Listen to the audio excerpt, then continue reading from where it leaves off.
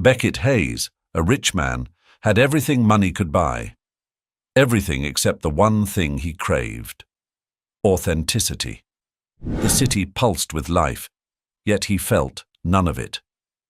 He stood in front of the floor-to-ceiling windows of his penthouse, the glittering lights of downtown Austin stretching out before him.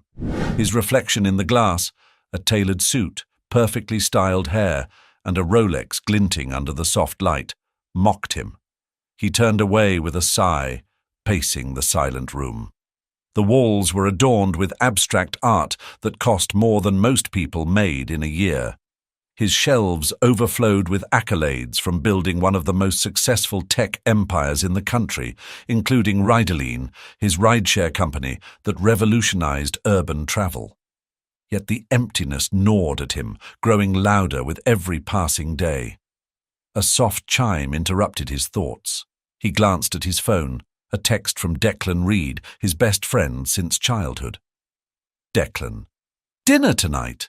Don't tell me you're staring at your city like a brooding billionaire cliché." Beckett smirked but shook his head. Declan's humour never missed. He typed back a quick reply. Beckett. "Brooding might be all I have left." Within seconds, his phone buzzed. Declan. "Then I'm coming over. Hang tight."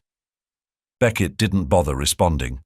Declan had a way of barging into his life just when he needed it, and tonight was no exception. True to his word, 15 minutes later, the penthouse elevator chimed, and Declan strolled in, dressed casually in jeans and a bomber jacket.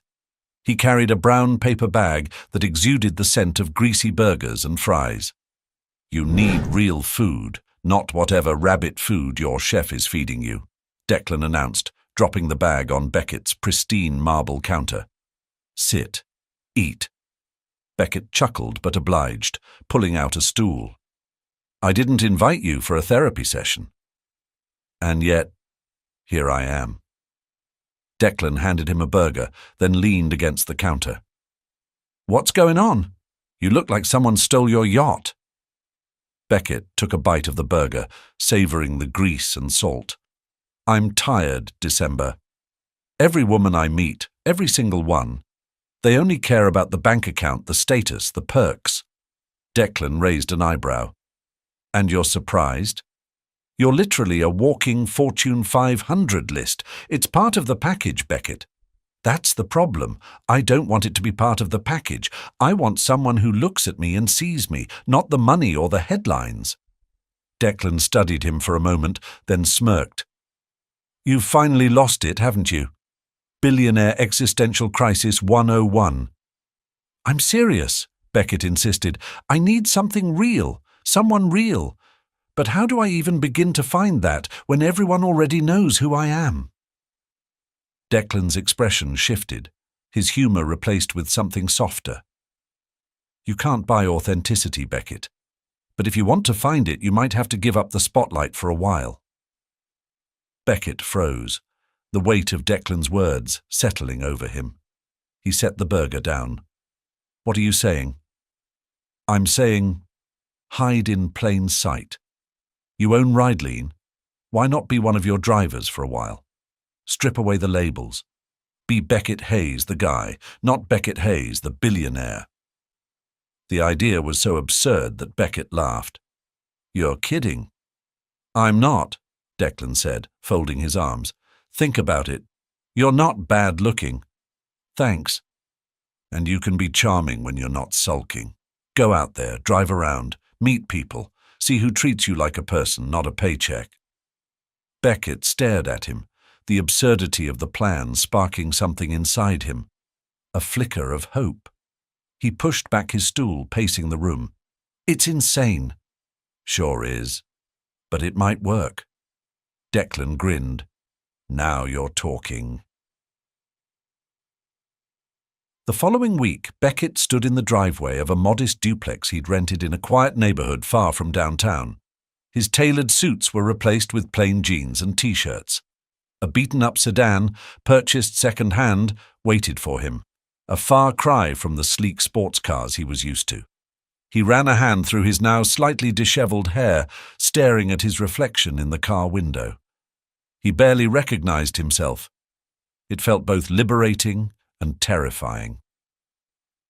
"You look like an extra in a low-budget movie," Declan quipped, appearing beside him.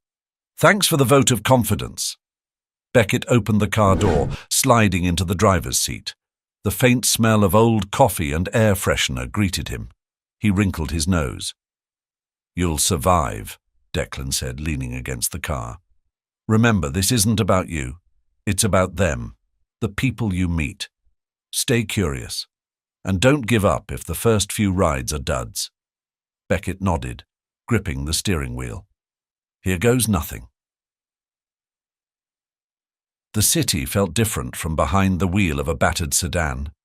The hum of his old engine and the occasional chatter of passengers replaced the sterile quiet of his penthouse. His first day was uneventful, office workers rushing to meetings, college students chatting on their phones, and a couple arguing about directions. But by the second day, something shifted. He picked up a woman in her 30s, dressed impeccably in a designer blazer. Her name was Vivian Cross, and she smelled of expensive perfume. She slid into the back seat with an air of effortless grace. "Busy day?" Beckett asked, keeping his tone casual. Vivian glanced at him in the rearview mirror, a faint smile playing on her lips. "Always. And you?" "Same. Lots of people needing rides." She studied him for a moment, her smile widening. "You have an interesting voice. It doesn't match your car." Beckett chuckled. "What's that supposed to mean?" "It means you seem out of place, like you belong somewhere else." The conversation was light, flirtatious, but it left a strange feeling in Beckett's chest as she exited the car. Declan's words echoed in his mind. "Stay curious." The night ended with a quieter ride. A woman in her late 20s with a tired but peaceful demeanor. She introduced herself as Callie Harper, offering a polite smile as she buckled her seatbelt. "Long day?" Beckett asked. Callie nodded. "Always, but it's worth it." Something about her tone, earnest, unguarded, caught his attention. She wasn't in a rush, wasn't trying to impress. As they drove, she mentioned working at a library and pursuing her teaching degree. She spoke of her son with warmth, and Beckett found himself listening more than speaking. When they reached her destination, she handed him a crumpled $5 bill. "Thank you," she said softly, her smile lingering for a moment before she stepped out. Beckett sat there, staring at the bill. It wasn't much, but it felt more valuable than anything he'd earned in years. For the first time in a long time, he felt something stir. Hope. The next morning, Beckett Hayes sat in his small kitchen, a cup of black coffee in his hands. The room was still and quiet, a stark contrast to the polished chaos of his usual mornings in the penthouse, where assistants and schedules dictated his every move. Now the only sound was the distant hum of traffic and the occasional chirp of birds outside the duplex. It was both unsettling and oddly comforting. He stared at the cracked tile countertop, replaying the past few days in his mind.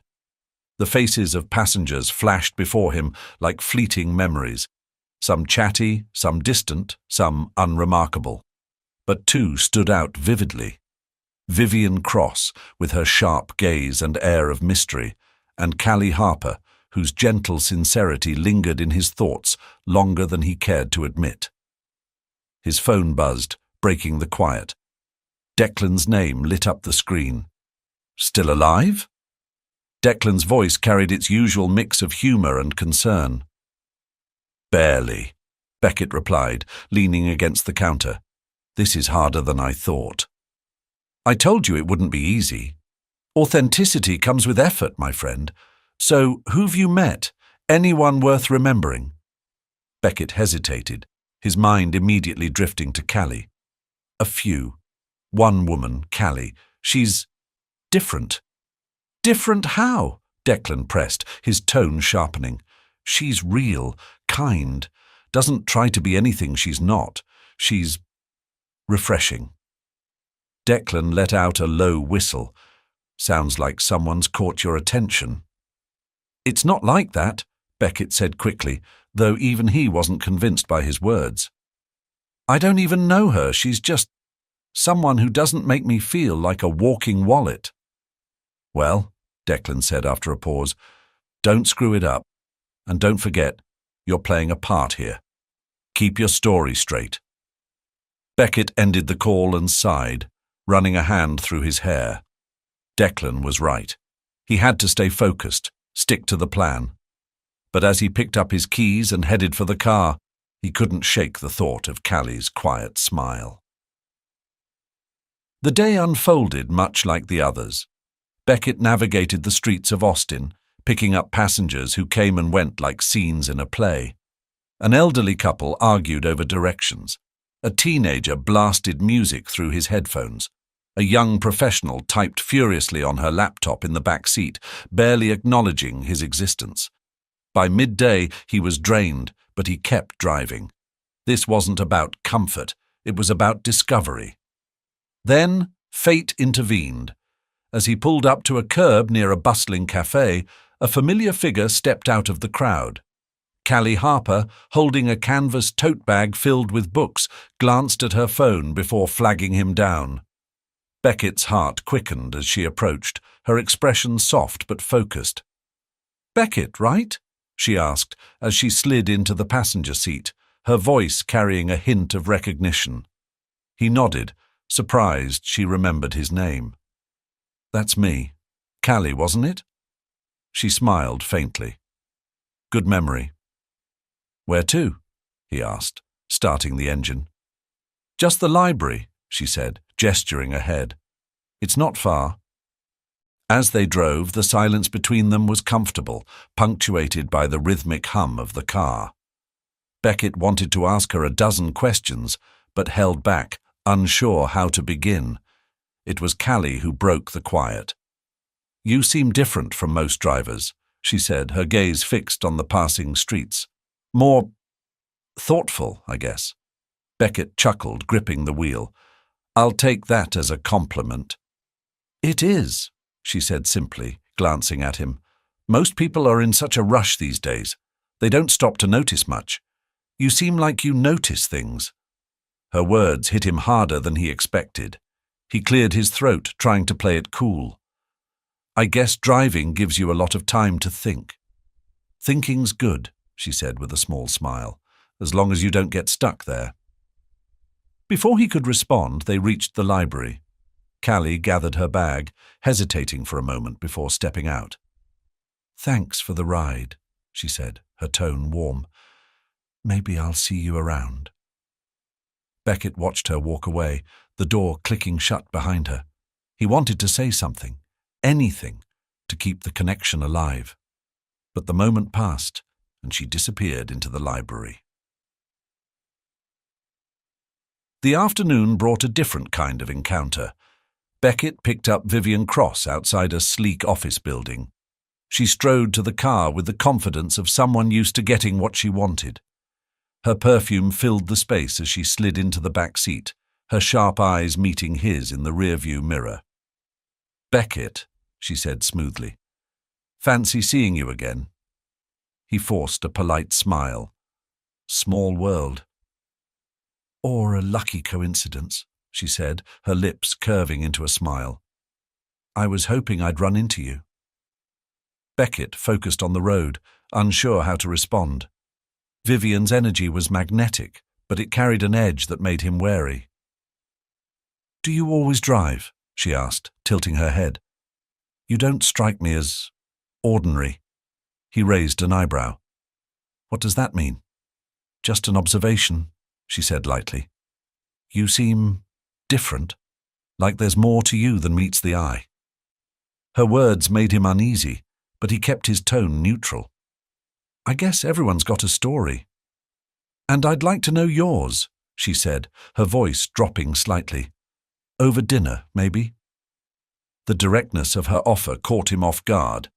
He hesitated, searching for a polite way to deflect. "I appreciate the offer, but I'm not really looking for anything right now. Vivian's smile faltered, but she recovered quickly. Fair enough. But if you change your mind... She handed him a business card before stepping out, her heels clicking against the pavement. Beckett stared at the card, her name embossed in elegant gold letters, before tucking it into the glove compartment.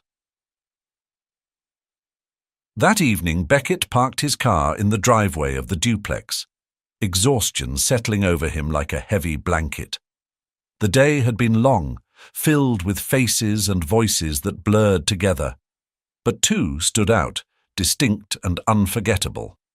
Callie, with her quiet warmth, and Vivian, with her sharp intrigue. As he sat in the dim light, the weight of his double life pressed down on him.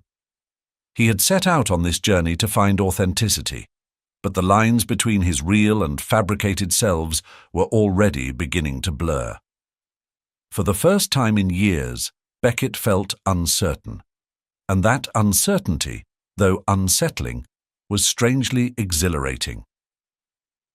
The next morning, Beckett Hayes stepped into the same old sedan parked in front of his rented duplex. The engine coughed to life with its usual protest, and the faint scent of yesterday's coffee clung to the air inside. It was a stark contrast to the quiet luxury of his penthouse and the scent of polished leather in his usual car, but today, as with every day in this new life, it reminded him of why he was doing this. He needed real connections, not the curated relationships that came with his status. He pulled out of the driveway and into the flow of Austin's morning traffic, his mind drifting back to the two women he'd met. Vivian Cross, with her unnerving confidence and sharp gaze, had left an impression, but not the kind that settled easily. And Callie Harper, her warmth and honesty lingered in his thoughts, much like the faint scent of books he'd caught from her tote bag. She wasn't trying to be anything but herself, and that authenticity was rare. His phone buzzed in the holder, breaking his reverie. A new ride request lit up the screen. He accepted it, the address leading him toward the more affluent side of the city. The woman waiting at the curb was a blur of power and precision. Vivian Cross, again. She was dressed in a striking green blazer, her heels clicking against the pavement as she approached his car with the confidence of someone who knew the world bent in her favor. "Well, Beckett," she said, as she slid into the back seat, her tone as smooth as the silk scarf around her neck. "Twice in 1 week. Are you stalking me, or is fate having fun?" He forced a polite smile, glancing at her in the rearview mirror. "Just doing my job. Where to today?" Vivian leaned back, crossing her legs. "Downtown, please. Big meeting. You know how it is." He nodded, focusing on the road. Silence lingered for a moment before she broke it, her voice carrying an edge of curiosity. "So, Beckett, tell me something about you. What brought you to this job? You don't strike me as the type." He hesitated, keeping his gaze steady on the traffic ahead. "It's a living." "Oh, come on," she pressed, a sly smile curling her lips. "You're not just another guy driving a beat-up car around the city. There's something interesting about you." Beckett tightened his grip on the wheel, choosing his words carefully. "I like meeting people. Everyone has a story." "And what's yours?" she asked, leaning forward slightly. "You're not going to make me guess, are you?" He met her gaze briefly in the mirror. "Maybe some stories are better left untold." Vivian chuckled, sitting back again. "Mysterious. I like it." The rest of the ride passed in a tense silence, punctuated only by the occasional sound of her typing on her phone. When they arrived, she handed him a crisp $20 bill. "Keep the change," she said with a wink, "and don't stay a stranger, Beckett." He watched her disappear into the sleek office building, a strange mix of relief and unease settling over him. Vivian's interest wasn't casual, of that he was certain, and that made her dangerous. The next few rides were uneventful, blending into the steady rhythm of his day. A college student with too many books. A man ranting on his Bluetooth about a failed deal. None of it registered fully, his mind still caught in the tension of his encounter with Vivian. But then, fate took another turn. Beckett had just dropped off a passenger near a quiet neighborhood when his app pinged with a new request. The address was familiar, a small community library. When he pulled up, Callie Harper was standing outside, balancing a stack of books in one arm and holding her phone in the other. She looked up as the car approached, her expression softening with recognition. "Beckett," she said as she opened the door, sliding into the passenger seat. "You're becoming a regular." He smiled, the tension from earlier melting away. "Seems like it. Where to?" "Home, please," she said, setting the books on her lap. "Long day." As they drove, the silence between them felt comfortable, like a pause in a familiar conversation. Beckett stole a glance at her, noting the faint tiredness in her eyes, but also the quiet strength she carried. "How's the library?" he asked, breaking the silence. She sighed, a mix of exhaustion and contentment in her voice. "Busy. We had a group of kids from the local school come in today for a reading program. They were so full of energy. It's hard to keep up." He smiled. "Sounds rewarding." "It is," she said, her tone softening. "It's why I'm studying to be a teacher. I want to do more for kids like them, you know. Give them the tools to dream bigger." Her words hit him with unexpected force. She spoke with such conviction, such purpose. It was a stark contrast to the superficiality he'd grown used to in his world. "You're doing something important," he said, his voice quieter than he intended. She glanced at him, her expression curious. "Thanks. That means a lot." They arrived at her apartment complex, a modest building surrounded by neatly kept flower beds. Callie opened the door but hesitated, her hand lingering on the handle. "Thanks for the ride," she said, looking at him. "You're different, Beckett. It's nice." Before he could respond, she stepped out, leaving him sitting there, the words lingering in the air. Different. It wasn't the first time someone had said that, but coming from Callie, it felt real.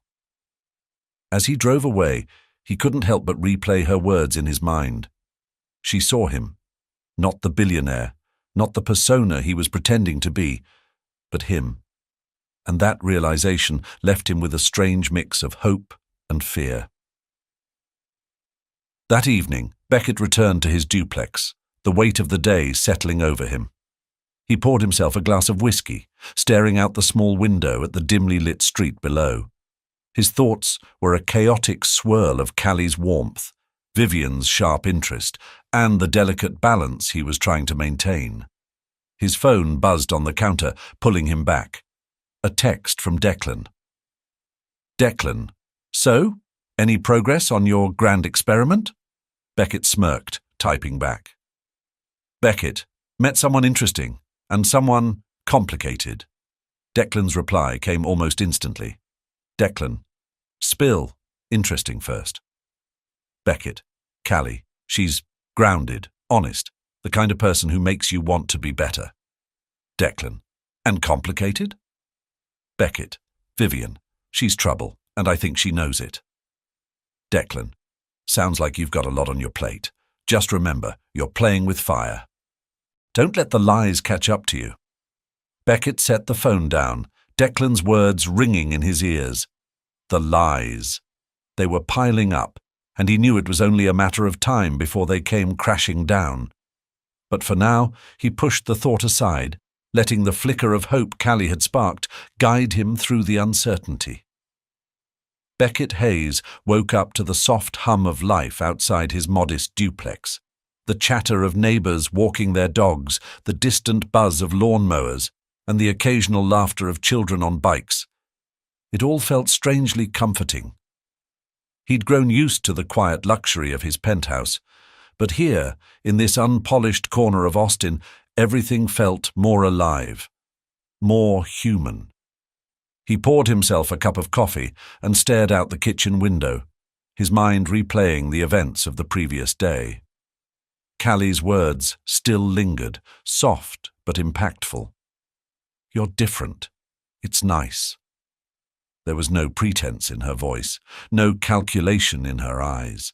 For the first time in years, Beckett felt seen, not as the billionaire, not as a status symbol, but as a person. It was both exhilarating and terrifying. His phone buzzed on the counter, jolting him from his thoughts. Declan, as usual, had impeccable timing. "Morning," Beckett said as he answered. "Morning? It's almost noon." Declan's voice crackled through the line. "What's the plan for today? More rides? More existential musings?" "Something like that," Beckett replied, smirking. "I might focus on the latter." "Let me guess," Declan teased. "You're thinking about her again." Beckett didn't respond right away. He didn't have to. Declan knew him too well. "I knew it," Declan exclaimed. "It's Callie, isn't it? What is it about her? Is she drop-dead gorgeous? Mysterious? A secret spy, maybe?" "She's genuine," Beckett said after a pause. "She doesn't try to be anything she's not, and in my world that's rare." Declan let out a low whistle. "Sounds serious. Just don't forget the part where you're lying to her."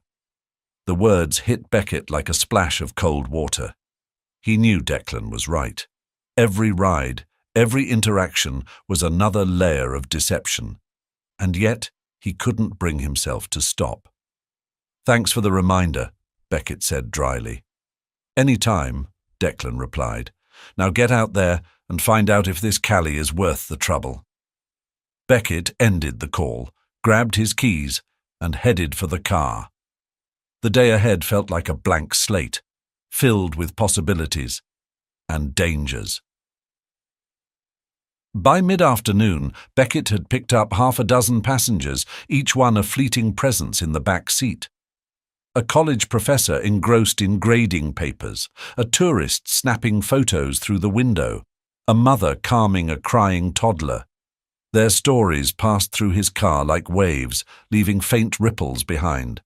But his day took an unexpected turn when he received a new ride request. The name on the app sent a jolt through him. Callie Harper. He couldn't help the small smile that tugged at his lips as he accepted the request. When he pulled up to the library, she was already waiting outside, her bag slung over one shoulder. She looked up and waved, her face lighting up with recognition. "Twice in 2 days," she said as she slid into the passenger seat. "What are the odds?" "Small world," Beckett replied, unable to hide his grin. "Where to?" "Home again," she said, settling into her seat. "Long day, as usual."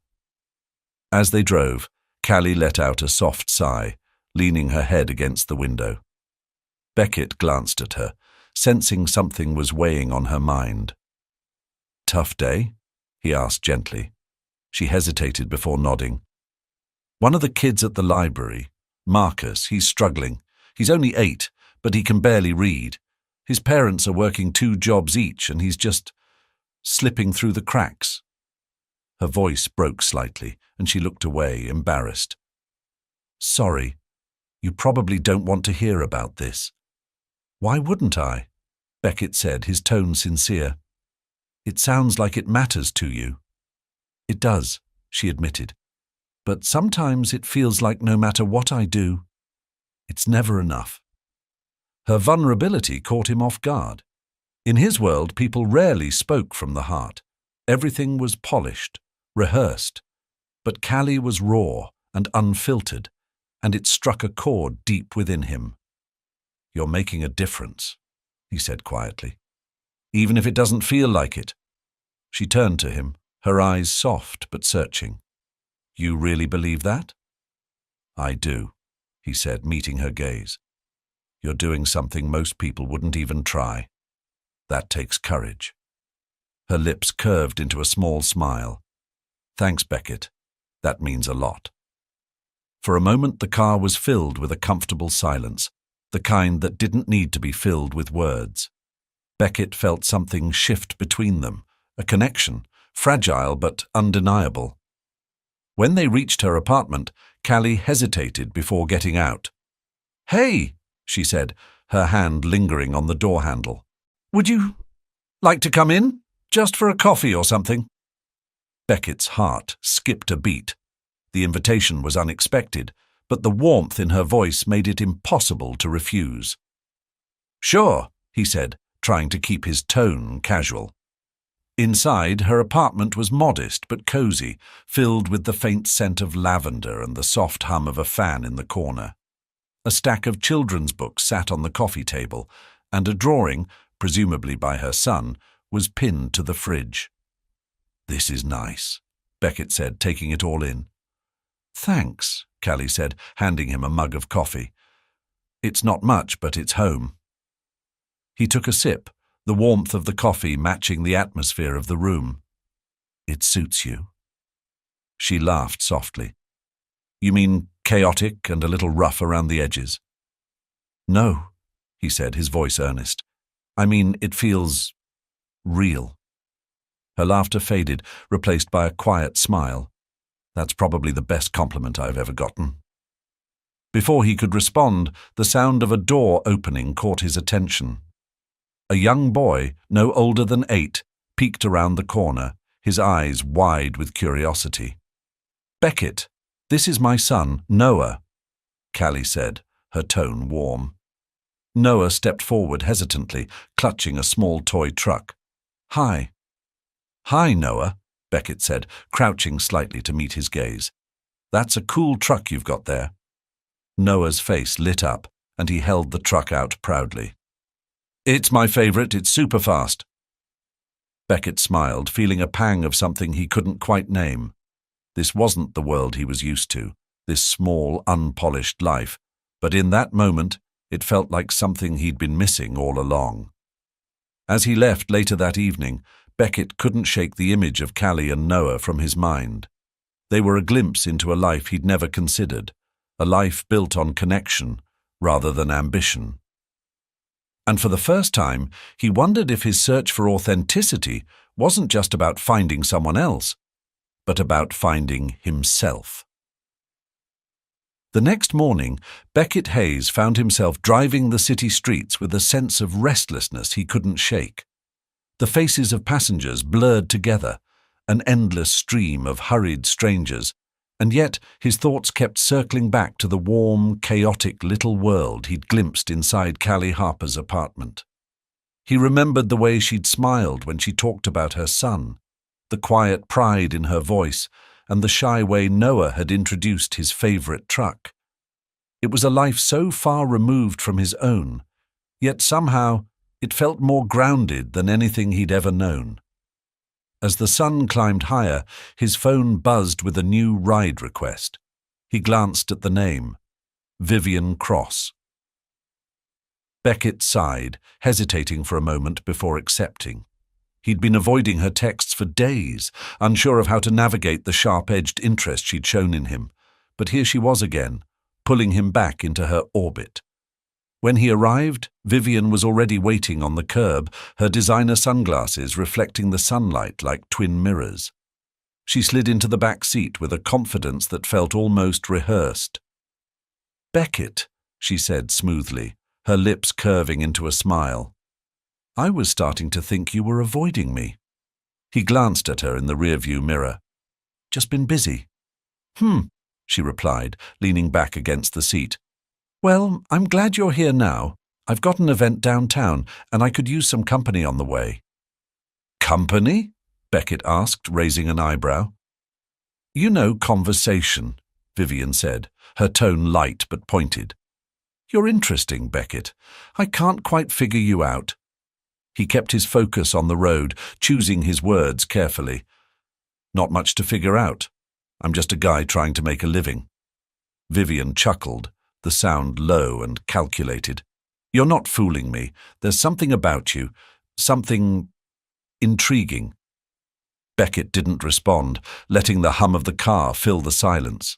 He could feel her eyes on him, sharp and probing, as if she were trying to peel back layers he wasn't ready to reveal. "You know," she said after a pause, her voice softer now. "I like people who keep me guessing, but eventually, I always get to the truth." Beckett tightened his grip on the wheel, his jaw clenching slightly. Vivian's words felt less like a statement and more like a challenge, a reminder that his carefully constructed facade was a fragile thing, easily shattered.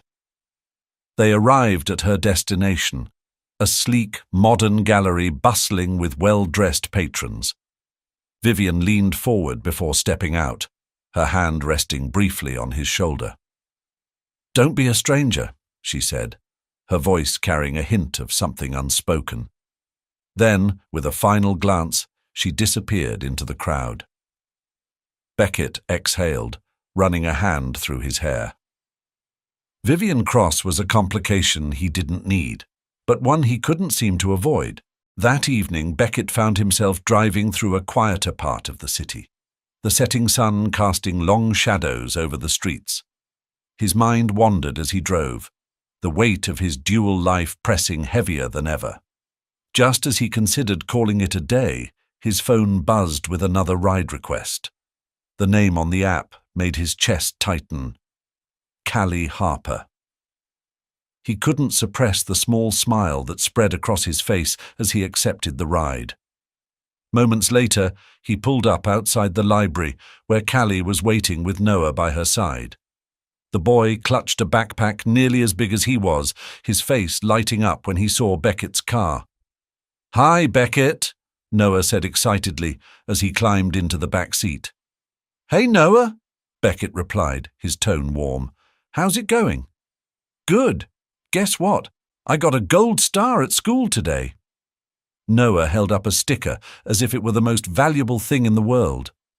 "That's awesome," Beckett said, glancing at Callie, who was smiling softly. "Your mum must be proud." "She is," Noah said, nodding enthusiastically. "She said I get to pick what we have for dinner." "Oh, really?" "What's the plan?" Beckett asked, genuinely curious. "Mac and cheese," Noah declared, his voice triumphant. Callie laughed, shaking her head.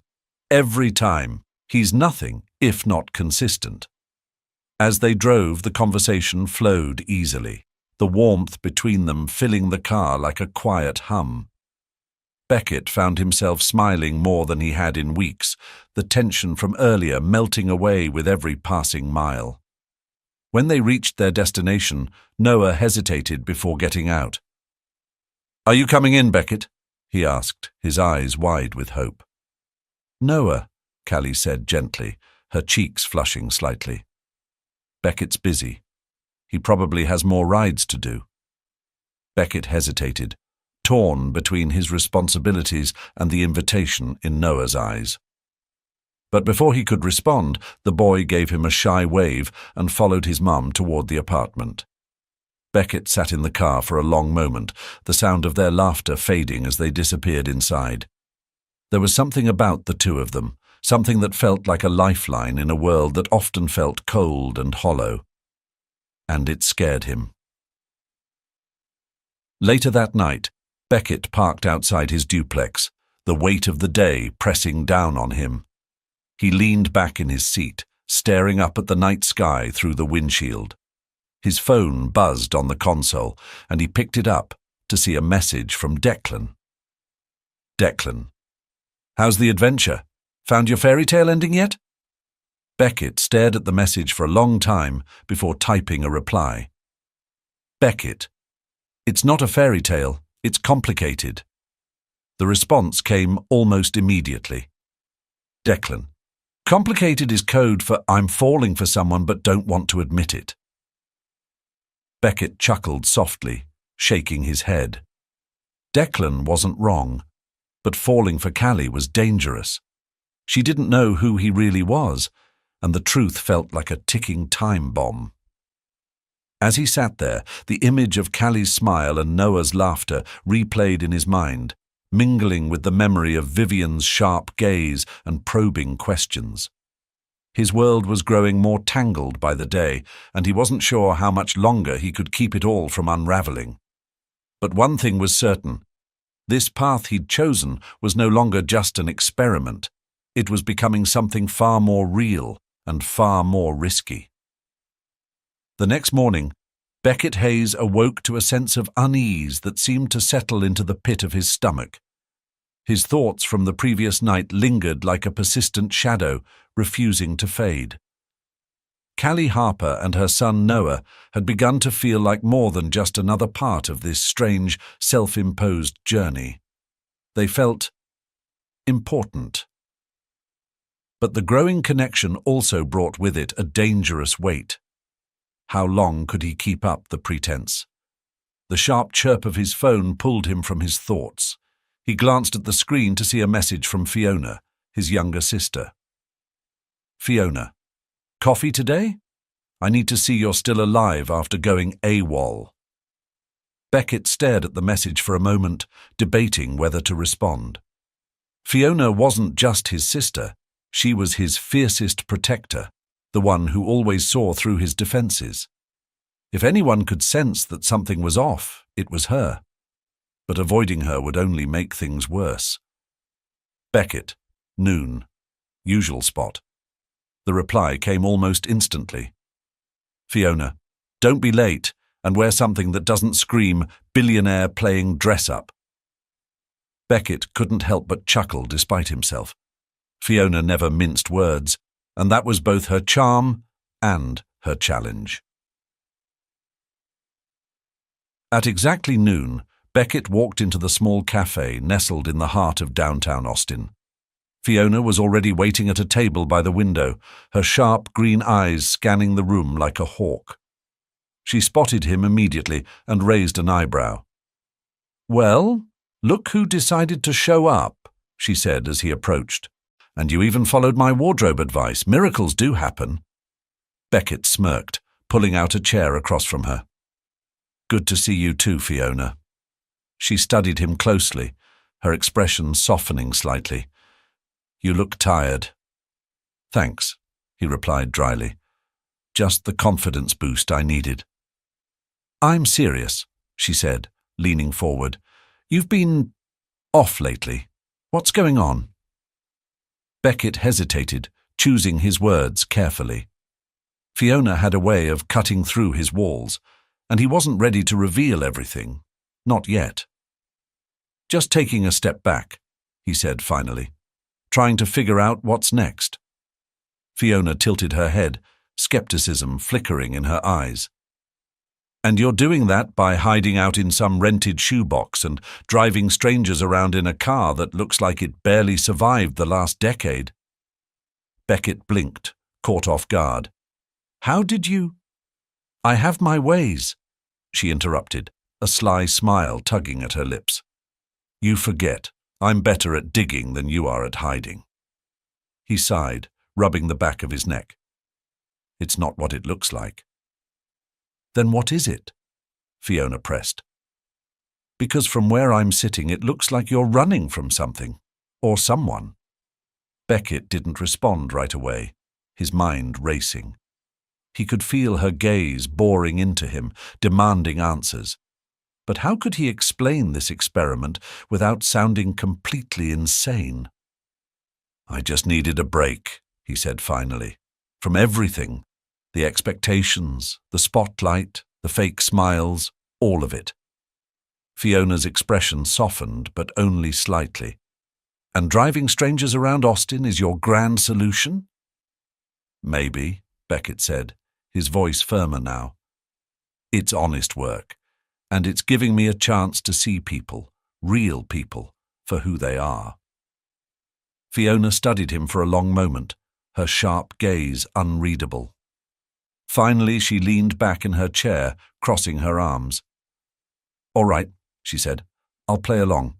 But if this little experiment of yours blows up in your face, don't say I didn't warn you." Beckett smiled faintly. Noted. Later that afternoon, Beckett returned to his car, Fiona's words still echoing in his mind. She was right. This experiment was risky. But he couldn't bring himself to stop, not when it felt like he was finally starting to find something real. His phone buzzed with a new ride request, and he glanced at the name. Vivian Cross. Again. Beckett sighed but accepted the ride. Moments later, he pulled up outside a high-end boutique, where Vivian was waiting with a shopping bag in one hand and her phone in the other. She slid into the back seat with her usual air of confidence. "Beckett," she said, her tone as smooth as silk. "We really have to stop meeting like this." "Maybe you should stop requesting rides," he replied, keeping his tone light. Vivian chuckled, setting her bag on the seat beside her. "But then I'd miss out on your charming company. And where's the fun in that?" Beckett didn't respond, focusing on the road. He could feel her eyes on him, sharp and probing, as if she were trying to unravel him piece by piece. "You're an enigma, you know that?" she said after a moment. "Most guys would jump at the chance to get to know me, but you're like a locked door." "Maybe I like my privacy," Beckett said evenly. "Or maybe you're hiding something," Vivian countered, her voice dropping slightly. Beckett's grip on the wheel tightened. Vivian's words felt like a warning, a reminder that his carefully constructed facade was hanging by a thread. He needed to tread carefully. When they reached her destination, Vivian leaned forward, her gaze meeting his in the rearview mirror. "You know," she said, her voice softer now, "I'm not the kind of woman who gives up easily. I'll figure you out eventually." With that, she stepped out of the car, her heels clicking against the pavement as she disappeared into the crowd. By the time Beckett finished his last ride of the day, the sun had dipped below the horizon, casting the city in a warm, golden glow. He was about to head home when his phone buzzed with another request. The name on the screen made his chest tighten. Callie Harper. He accepted the ride without hesitation, pulling up outside a small community center minutes later. Callie was waiting on the curb, her expression tired but warm. Noah stood beside her, clutching a crumpled flyer in one hand. "Hey," Callie said as they climbed into the car. "Thanks for coming."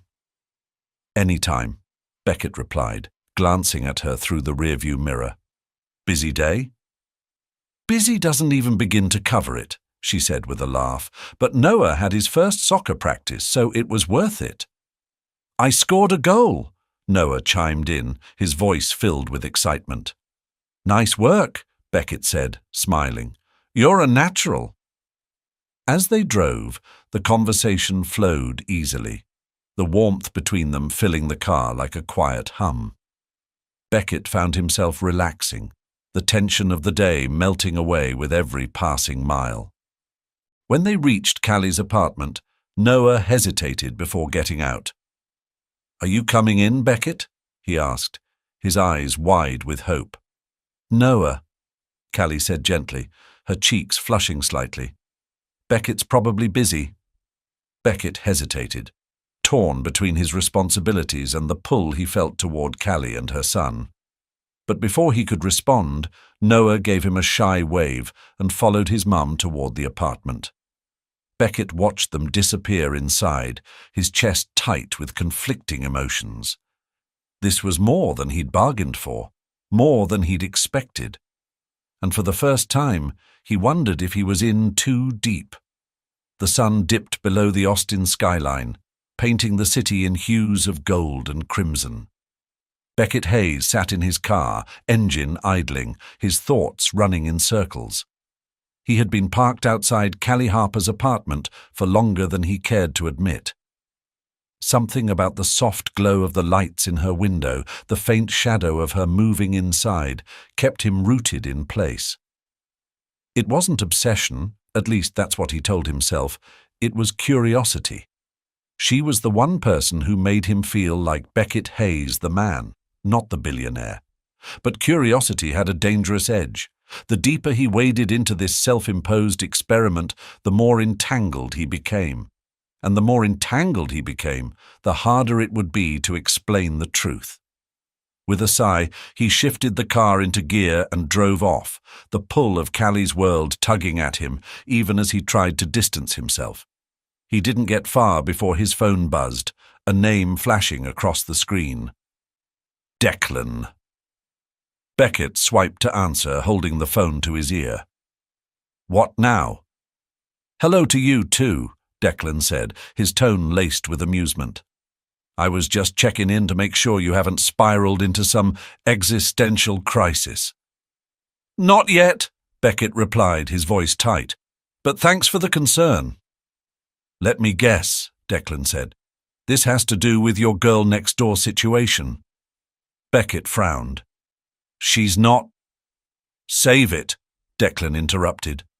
I know you, Beckett. You don't park outside some woman's apartment unless you're in deep. Beckett fell silent, gripping the steering wheel as he pulled into the parking lot of his duplex. Declan's words cut too close to the truth. Listen, Declan continued, his voice softening. I get it.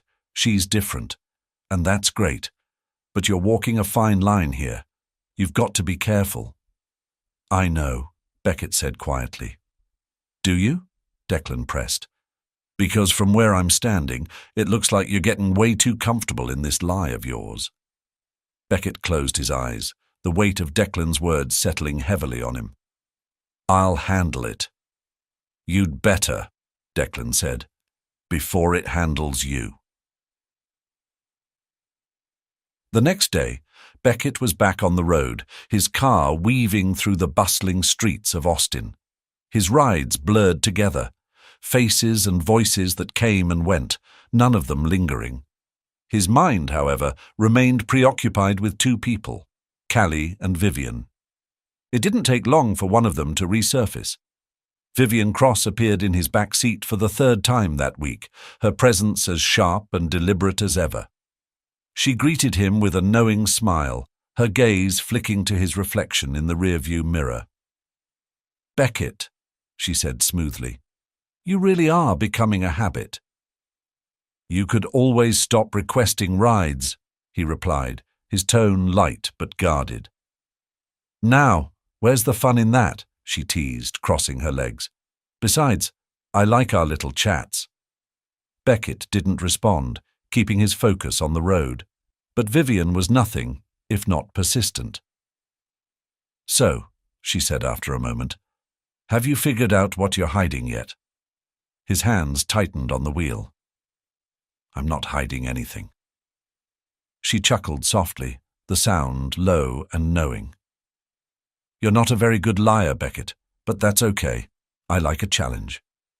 Before he could respond, she leaned forward slightly, her voice dropping to a near whisper. You know, I have a knack for finding things out. It's part of what makes me so good at what I do. And what is it you think you'll find? He asked, keeping his tone neutral. Vivian smiled, her gaze steady. That's the fun part. I get to find out. The rest of the ride passed in tense silence, the air between them heavy with unspoken implications. When they reached her destination, Vivian handed him a crisp $20 bill, her fingers brushing his as she leaned in slightly. See you soon, Beckett, she said, her voice laced with promise. As she disappeared into the building, Beckett sat in the car, his jaw tight. Vivian was playing a dangerous game, and he couldn't shake the feeling that she was getting too close to the truth. That evening, Beckett found himself driving toward the library. It wasn't a conscious decision. It was instinct, a pull he couldn't resist. When he arrived, the familiar sight of Callie Harper standing outside sent a wave of relief through him. She was holding Noah's hand, the two of them laughing about something as they waited. As Beckett pulled up, Callie's face lit up with a smile that made his chest tighten.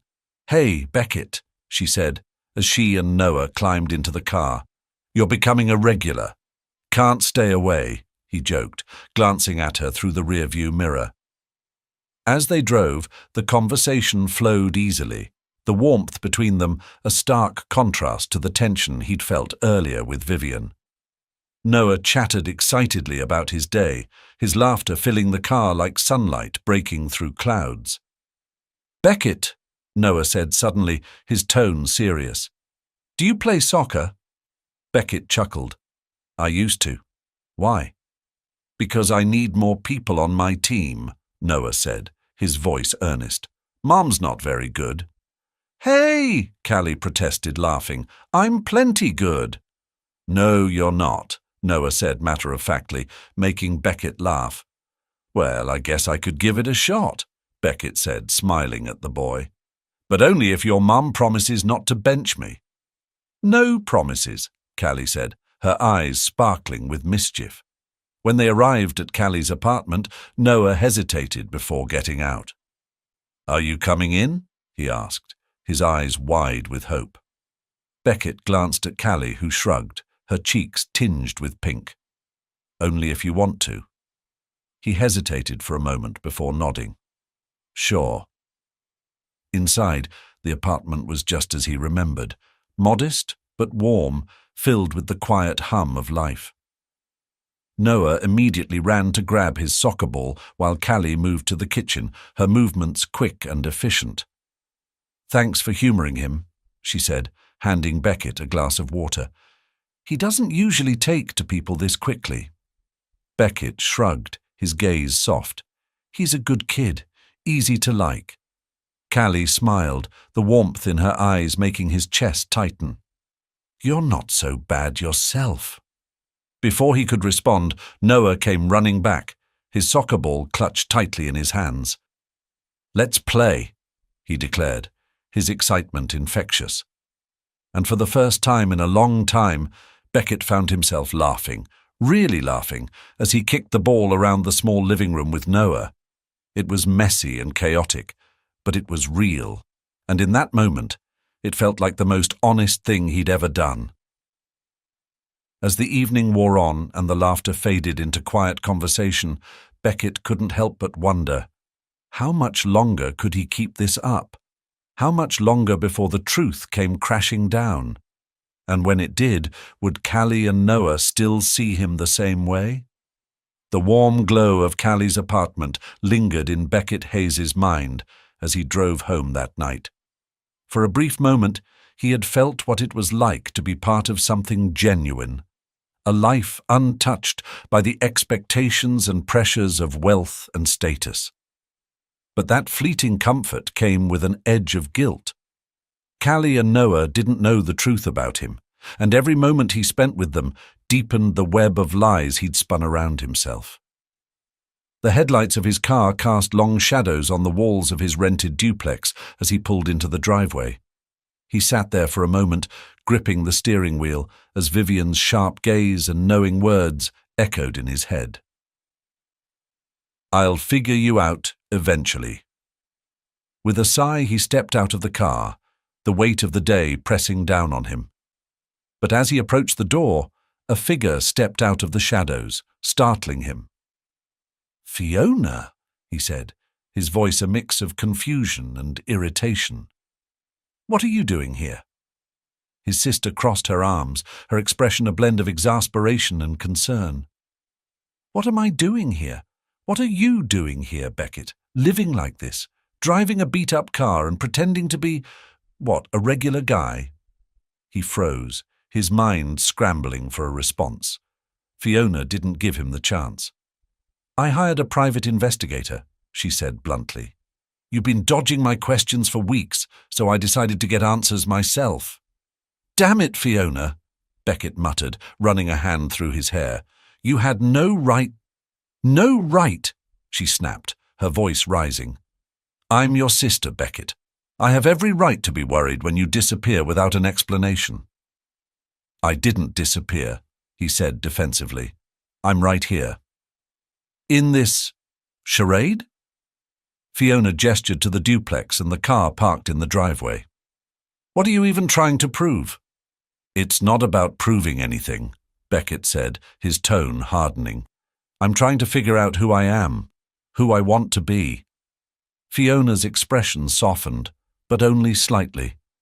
And lying to everyone around you is the way to do that. He flinched at her words, the truth in them cutting deeper than he cared to admit. It's not like that. Then what is it? She pressed, stepping closer. Because from where I'm standing, it looks like you're setting yourself up to hurt a lot of people. including yourself. Beckett exhaled, his shoulders sagging. I met someone, he admitted quietly. Someone different. Fiona's eyes widened slightly. Different how? She doesn't know who I am, he said. Not the billionaire, not the company, just me. And you think that's sustainable? Fiona asked, her voice softer now, but still firm. What happens when she finds out? Do you think she's just going to forgive you for lying to her? Beckett didn't respond, his silence speaking volumes. Fiona sighed, her tone shifting to something almost pleading. Beckett, I know you mean well, but it's reckless. You need to tell her the truth before it's too late. He looked away, the weight of her words pressing down on him. I will, he said finally. I need more time. Fiona studied him for a long moment before nodding reluctantly. All right, but don't wait too long. Secrets have a way of coming out when you least expect them. The following day, Beckett tried to shake off the conversation with Fiona, but her words lingered like an unwelcome shadow. As he drove through the city, picking up passenger after passenger, his mind was elsewhere. On Callie, on Noah, and on the fragile connection he had built with them. By mid-afternoon, his phone buzzed with a new ride request. The name on the screen sent a chill down his spine. Vivian Cross. He debated ignoring it, but curiosity, or perhaps dread, got the better of him. Moments later, he pulled up outside a sleek high-rise, where Vivian was waiting in a fitted black dress that radiated power and confidence. Beckett, she said, as she slid into the back seat, her voice dripping with charm. Fancy seeing you again. Vivian, he replied, keeping his tone neutral. Where to? Oh, just a little event downtown, she said, her eyes sparkling with mischief. You're welcome to join me, you know. It might be fun. Driving's more my speed, he said, glancing at her in the rearview mirror. She chuckled, her gaze lingering on him. You're so guarded, Beckett. It's fascinating. I like my privacy, he said simply. Do you?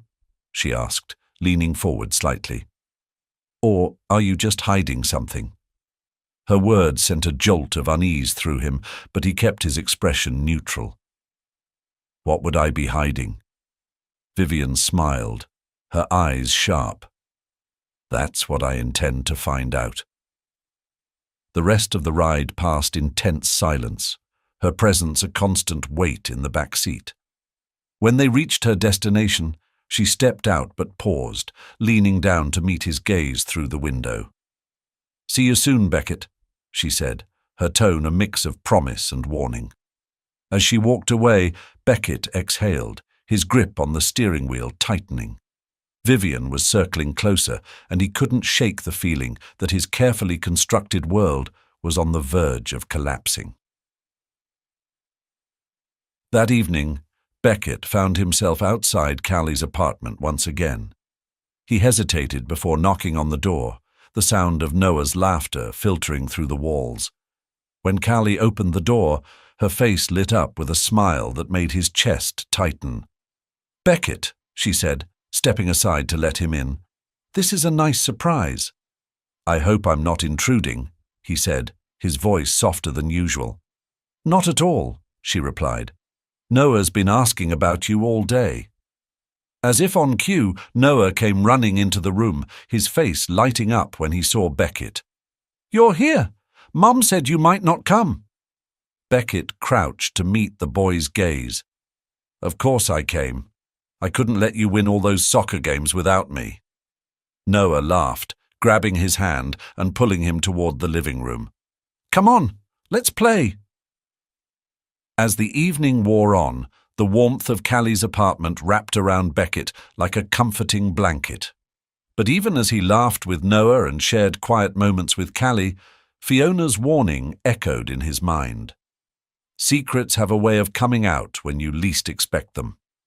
And as much as he wanted to hold on to this fragile happiness, he knew the truth was a ticking time bomb. It was only a matter of time before everything he had built came crashing down. The sun hung low in the Austin sky, painting the city in streaks of amber and gold. Beckett Hayes sat in his car outside Callie Harper's apartment, his hands gripping the steering wheel tightly. He was supposed to be done for the day, but something kept him anchored here. Maybe it was Noah's laughter, still echoing in his mind, or the way Callie had smiled at him the night before. A smile so pure it almost hurt to look at. But behind that warmth, a gnawing guilt twisted in his chest. Fiona's words haunted him like a shadow he couldn't escape. What happens when she finds out? Do you think she's just going to forgive you for lying? He knew she was right. Every moment he spent with Callie and Noah was another brick in a wall of deception. But what could he do? Walk away? Tell the truth? Both options felt unbearable. His phone buzzed on the console, pulling him from his thoughts. The name on the screen sent a chill down his spine. Vivian Cross. Beckett hesitated before answering, his voice tight. "Vivian?" "Beckett," she said, her tone light but laced with something sharper. "I was hoping to catch you before the evening got away. Are you free?" "Not really," he replied, glancing at Callie's window. He could see her silhouette moving in the warm glow of her apartment. Vivian's laugh came through the line, low and knowing. "You're always so elusive, but I think you'll want to hear this." "What is it?" he asked, his grip on the phone tightening. "I ran into someone interesting today," she said, her voice dripping with feigned innocence. "Sterling Blake. You know him, don't you?" Beckett's jaw clenched. Sterling Blake was a rival in every sense of the word, a fellow billionaire with a reputation for playing dirty. Their paths had crossed more times than Beckett cared to count, and it was never pleasant. "What about him?"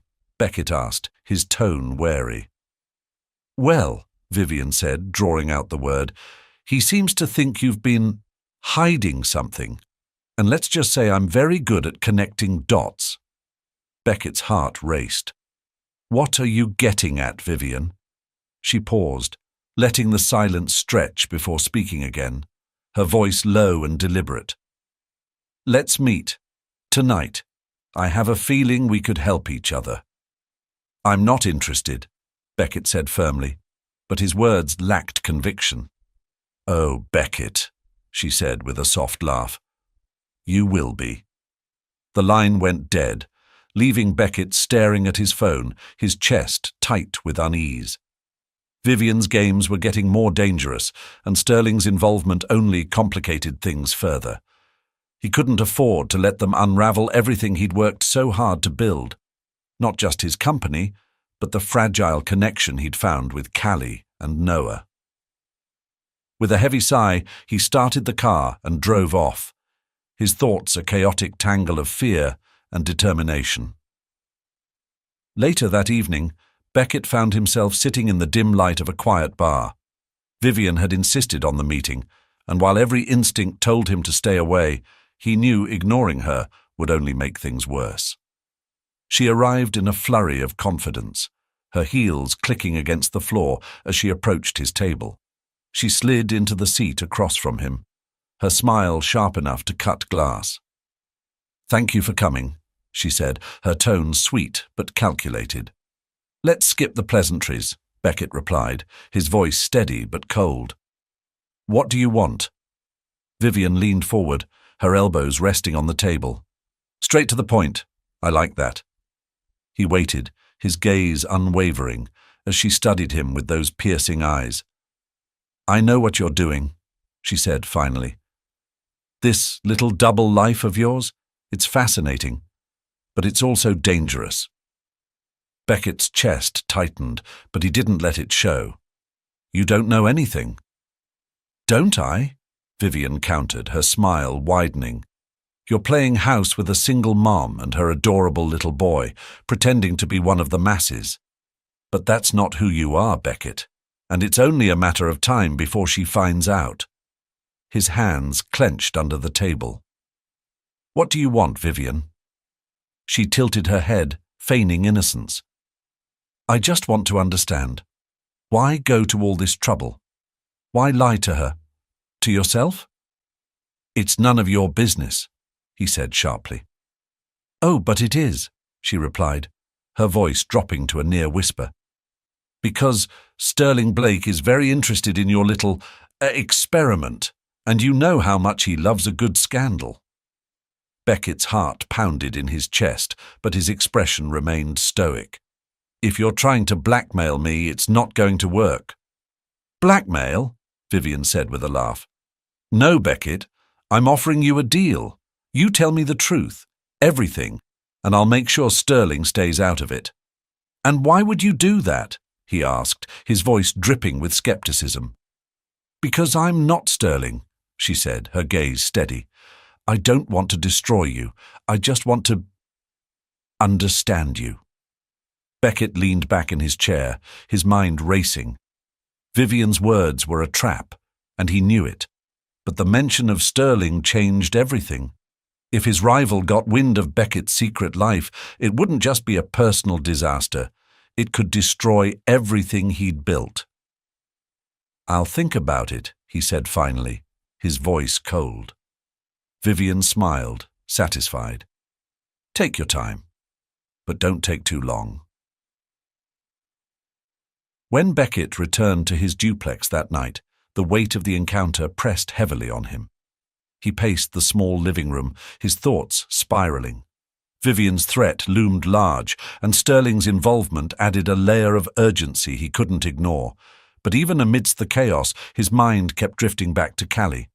Her smile, her laugh, the way Noah had looked up at him with trust in his eyes. It was all slipping through his fingers, and he didn't know how to stop it. His phone buzzed, and he grabbed it instinctively. It was a message from Callie. Callie, Noah wants to know if you're free tomorrow for soccer. No pressure, just let us know. Beckett stared at the screen, his heart aching. How could he keep going when the foundation of their connection was built on a lie? And yet the thought of walking away felt impossible. After a long moment, he typed a reply. Beckett, I'll be there. As he set the phone down, a grim resolve settled over him. He couldn't keep running forever. Sooner or later, the truth would come out. But for now, all he could do was hold on to the fleeting moments of happiness and hope they wouldn't shatter when the truth finally surfaced. The afternoon sun bathed the park in a warm glow, casting long shadows across the open soccer field. Beckett Hayes parked his car at the edge of the lot, watching as Callie Harper and her son, Noah, stood near a cluster of kids, their laughter mingling with the distant buzz of cicadas. Noah was clutching a bright blue soccer ball, his excitement radiating even from afar. For a moment, Beckett hesitated. This was dangerous territory. Every step closer to Callie and Noah made the eventual fallout of his secret more catastrophic. But the way they had welcomed him into their lives, their warmth, their unguarded trust, had become something he couldn't resist. Beckett! Noah's voice cut through his thoughts, his small hand waving enthusiastically. Beckett smiled and stepped out of the car, raising a hand in return. Hey, buddy. Callie turned at the sound of her son's voice, her expression softening as she saw Beckett approaching. You made it, she said, brushing a strand of hair behind her ear. I wasn't sure you'd come. I wouldn't miss it, Beckett replied, his tone genuine. Besides, I need to make sure Noah's skills are up to par. Oh, they are, Callie teased, glancing at her son. He's been talking about this all morning. Let's play, Noah exclaimed, tugging on Beckett's hand and dragging him toward the field. For the next hour, Beckett found himself completely immersed in the game. He and Noah passed the ball back and forth, their laughter blending with the shouts of other kids. Callie joined in, her attempts to keep up with the two of them ending in playful stumbles and cheerful protests. It was chaotic, messy, and utterly perfect. But as the sun dipped lower, painting the sky in shades of orange and pink, Beckett felt the weight of his double life pressing down on him again. This wasn't just fun anymore. This was something real, and the thought of losing it terrified him. "Thanks for coming," Callie said as they gathered their things. Her cheeks were flushed from running, her smile brighter than the setting sun. "It means a lot to Noah, to both of us." "Any time," Beckett said, his voice softer now. He wanted to say more, to tell her how much she meant to him. But the words caught in his throat. Before he could muster the courage, a voice called out from behind them. "Well, isn't this cozy?" Beckett turned, his heart sinking as he recognized Vivian Cross standing a few feet away. She was dressed impeccably, her expression cool and unreadable, but there was a flicker of something sharper in her eyes. Callie glanced between them, her brow furrowing. "Hi, can we help you?" "I was just passing by," Vivian said, her tone casual, but her gaze locked on Beckett. "Imagine my surprise when I saw our dear Beckett here." Callie looked at Beckett, confusion flashing across her face. "You two know each other?" Beckett opened his mouth, but Vivian beat him to it. "Oh, yes," she said, her smile widening. "Beckett and I go way back, don't we?" "Vivian," Beckett said, his voice low, "this isn't the time." "No?" she replied, tilting her head. "I think it's the perfect time. Don't you think Callie deserves to know who you really are?" Callie's expression shifted, her confusion deepening into something closer to alarm. "Beckett, what is she talking about?" "I can explain," Beckett said quickly, stepping toward her. But Vivian's voice cut through the air like a knife.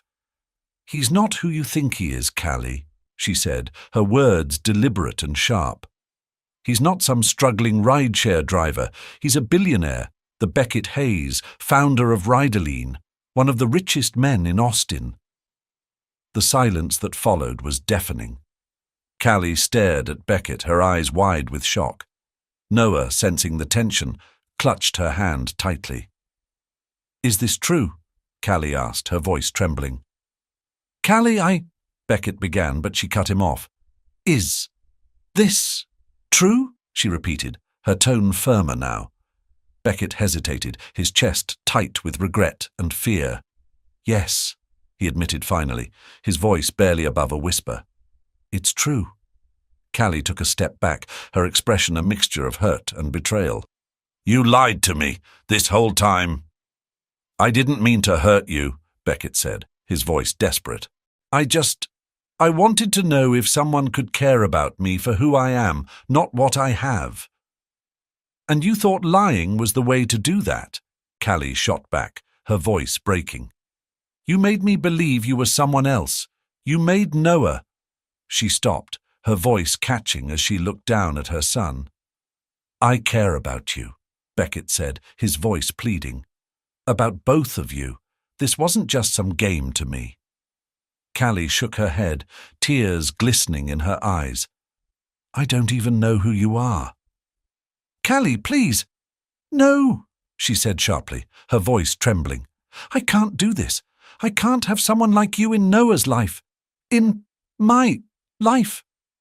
Beckett's heart shattered as he watched her turn away, taking Noah's hand and walking toward the car. He wanted to call out to her, to beg her to give him a chance to explain, but the words wouldn't come.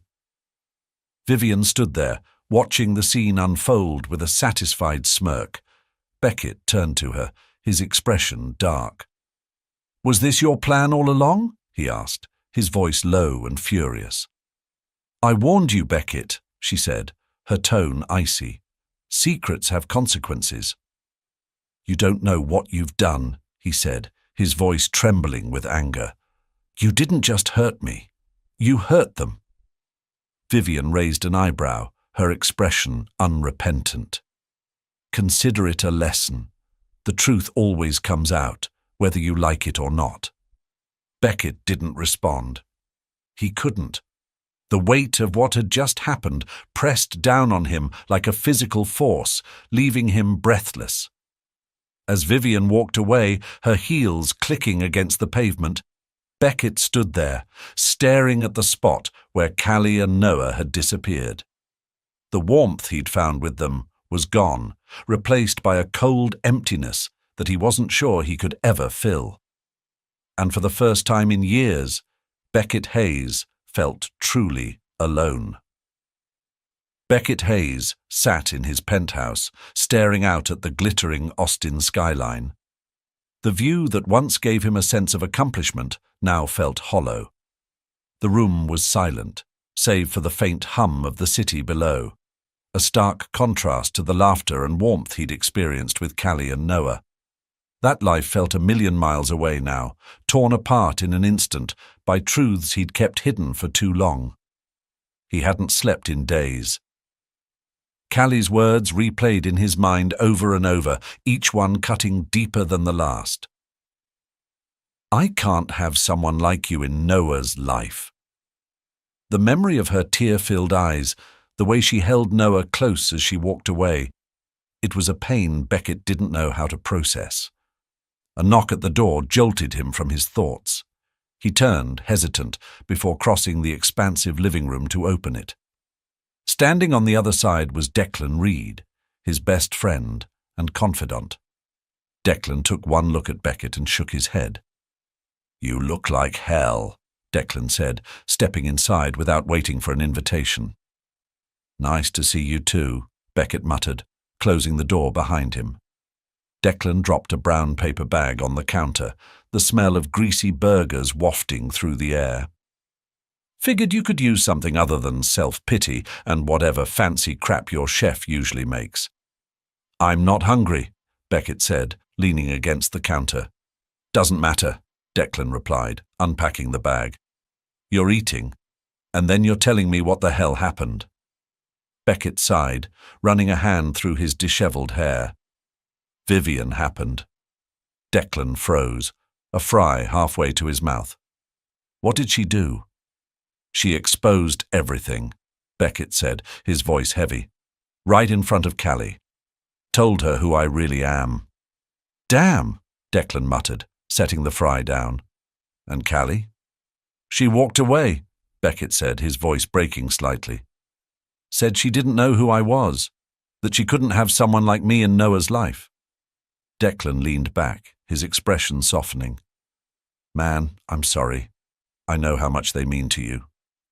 "They were the first people to make me feel real," Beckett said quietly. "And I ruined it." Declan was silent for a moment, then crossed his arms. "So, what are you going to do about it?" Beckett looked up, confusion flashing in his tired eyes.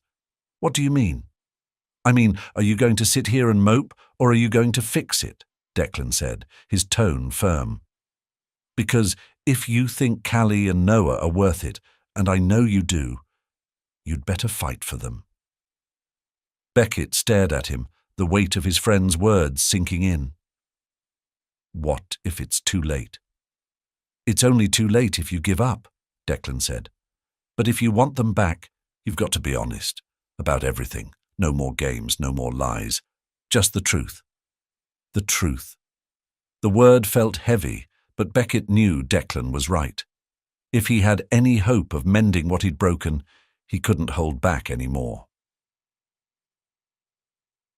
The next morning, Beckett stood outside the library where Callie worked, his heart pounding in his chest. He'd spent the entire night rehearsing what he would say, but now, faced with the reality of seeing her again, his nerves threatened to take over. She stepped out of the building, a stack of books in her arms, her expression weary but focused. She didn't notice him at first, too lost in her own thoughts. But when she did, her steps faltered, her eyes widening. "Beckett," she said, her voice laced with disbelief. "What are you doing here?" "I needed to see you," he said, his voice steady but tinged with desperation. "Please, just give me 5 minutes." Callie hesitated, glancing around as if searching for an escape. Finally she sighed and set the books down on a nearby bench. 5 minutes. Beckett took a deep breath, his hands trembling slightly. I know I hurt you, and I know I don't deserve your forgiveness, but I need you to understand why I did what I did. Callie crossed her arms, her expression guarded. Go on. I've spent most of my life surrounded by people who only see my money, my status, Beckett said. I was tired of it. I wanted to know what it felt like to be seen for who I am, not what I have. So I came up with this ridiculous plan to live a normal life, to meet people who didn't know who I was. And you thought lying to me was the way to do that? Callie asked, her voice trembling with anger.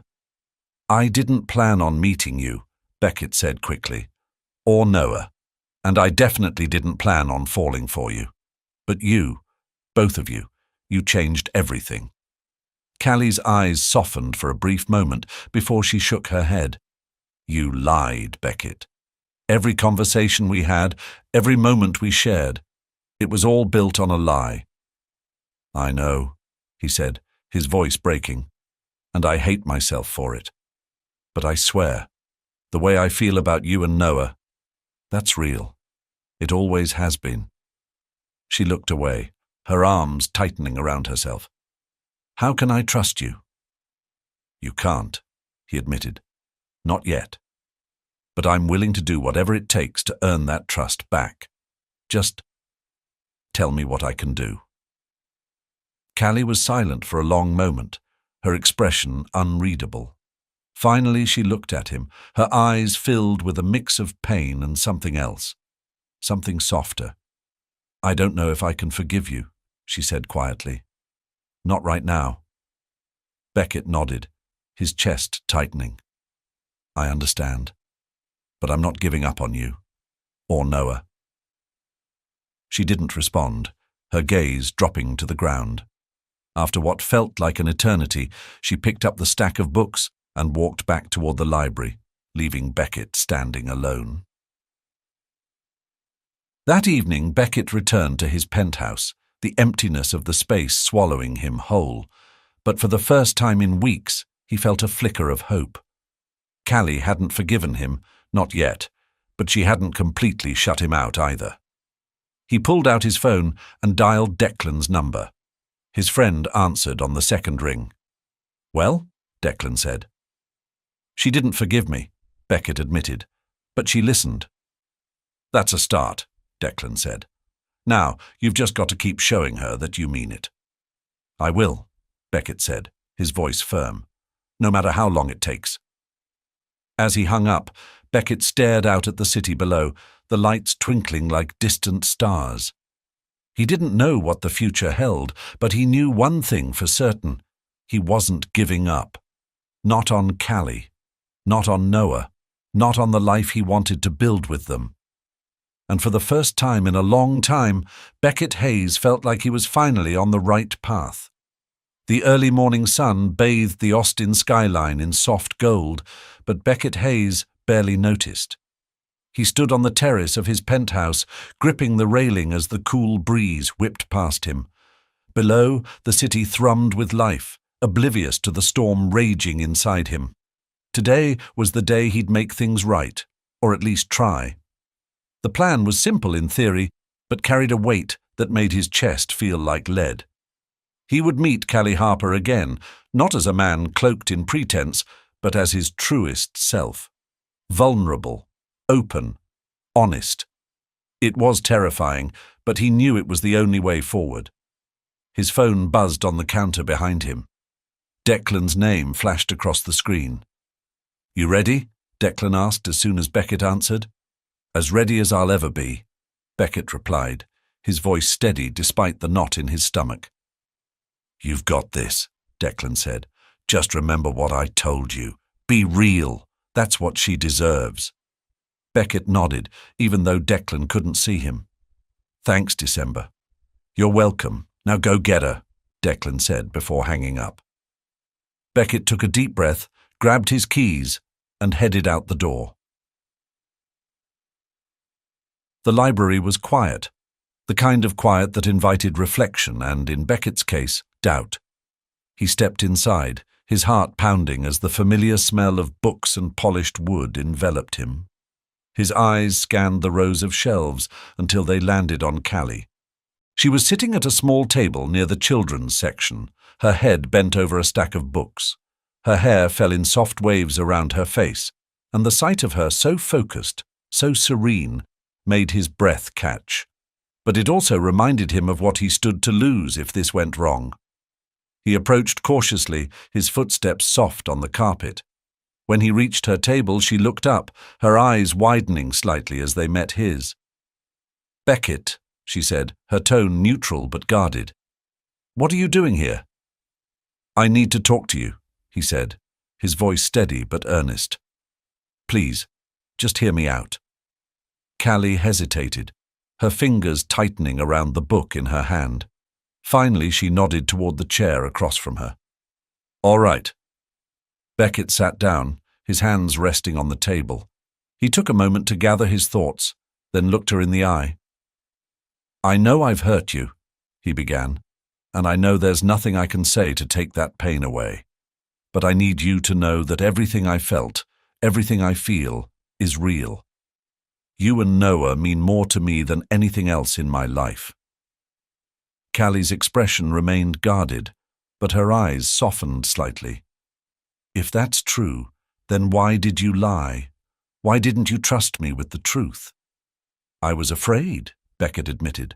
"Afraid that if you knew who I was, you'd see me the way everyone else does, as a bank account, as a name on a Forbes list. I didn't want that with you. I wanted something real." Callie's gaze dropped to the table, her fingers tracing the edge of the book. "You say you wanted something real, but how could it be real when it was built on a lie?" "I know," Beckett said, his voice breaking slightly. "And I hate myself for it. But I'm here now, telling you the truth, because you deserve that. You deserve better than what I gave you." For a long moment, Callie didn't speak. The silence stretched between them, heavy and uncertain. Finally, she looked up, her eyes searching his. "I don't know if I can trust you again," she said quietly. "Not after everything." "I understand," Beckett said, his heart sinking. "But I'm not giving up. Not on you. Not on Noah. I'll do whatever it takes to earn your trust back, no matter how long it takes." Callie studied him, her expression unreadable. Then she leaned back in her chair, letting out a soft sigh. "You're not who I thought you were," she said, her tone thoughtful. "But maybe that's not entirely a bad thing." Beckett's breath caught, a flicker of hope sparking in his chest. "Does that mean—" "It means," Callie interrupted, her lips curving into a faint smile, "that I'm willing to give you a chance. But this has to be on my terms. No more lies. No more games." "Of course," Beckett said quickly, relief flooding through him. "Whatever you need, I'll do it." Callie nodded, her smile growing slightly. "Good." Before he could say more, a small voice called out from behind them. "Mom! Beckett!" They both turned to see Noah running toward the table, his face lighting up as he spotted Beckett. The boy skidded to a stop beside Callie, clutching a brightly colored drawing in his hands. "Look what I made," Noah said, holding up the paper. It was a crayon drawing of 3 figures, a woman, a boy, and a tall man with dark hair. "That's you," Noah said, pointing at the tallest figure. "You're part of our team." Beckett felt his throat tighten as he looked at the drawing. He glanced at Callie, who was watching him with an unreadable expression. "Am I?" Beckett asked, his voice soft. Noah nodded vigorously. "Yeah, you just have to promise to stay." Beckett looked back at Callie, his eyes meeting hers. For a moment, they simply held each other's gaze. Then, slowly, she nodded. "All right," Beckett said, his voice steady. "I promise." Weeks passed, and Beckett kept his word. He didn't try to rush things, didn't push for more than Callie was ready to give. Instead, he focused on being there, for her, for Noah, for the life he wanted to build with them. It wasn't always easy. Trust took time, and there were moments when Callie's doubts resurfaced, when the wounds of his deception threatened to reopen. But Beckett met each challenge with patience and honesty, determined to prove that he was worthy of the second chance she had given him. One evening, as the three of them sat on the couch watching a movie, Callie leaned her head against Beckett's shoulder. It was a small gesture, but it spoke volumes. He glanced down at her, his heart swelling with gratitude. "Thank you," he said softly. "For what?" she asked, her voice drowsy. "For believing in me," he replied. "For giving me this chance." Callie smiled, her eyes drifting shut. "Don't waste it." "I won't," Beckett promised, his voice steady. As the credits rolled and Noah dozed off beside them, Beckett allowed himself a moment of quiet reflection. He had made mistakes, big ones, but somehow he had found his way back to the people who mattered most. And this time, he wasn't letting go.